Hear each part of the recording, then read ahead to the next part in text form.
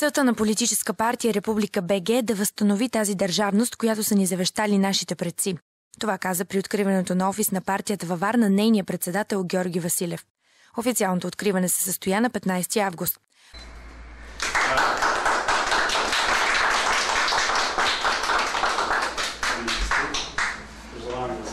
Предстоящите избори са първи за Република БГ.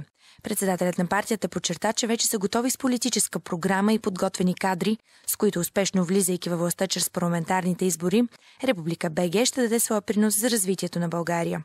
Целите са да дадем този статут на българското общество, който го характеризира като европейско цивилизовано общество, а не в това състояние, в което то се намира сега.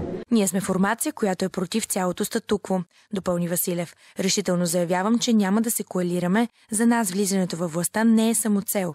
Изграждането на институциите във вида, който подобава на едно цивилизовано общество, е основният акцент в политиката и предизборната платформа на партията.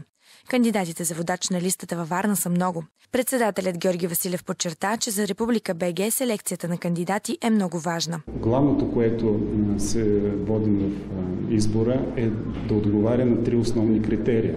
А това е на първо място компетентност, да знае с какво се залага, какво означава да упражняваш власт и как можеш да дадеш тези резултати, които са необходими.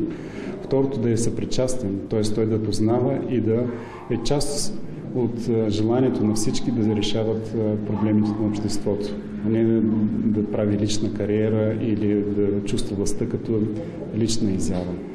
И третото, последно, което също е изключително важно, трябва да е ентусиаст, нещо, което много често липсва, тъй като една всеобща апатия, особено по отношение на политическо действие, съществува като че ли масово в нашето общество. Така че ето тези три критерия са начина за селекция на кандидатите. Политическа партия Република БГ инициира подписка за премахване на държавните субсидии за политическите партии. Този въпрос ще влезе за обсъждане в следващото Народно събрание.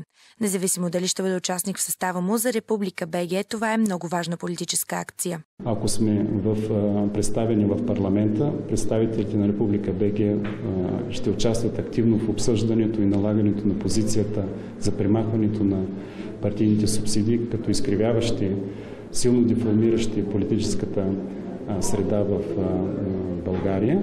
А ако сме извън властта, ще действаме с всички легални методи и начини това да се... Офисът на Република БГ във Варна се намира на улица Райко Жинзифов номер 26А и още в понеделник ще отвори врати за варненци.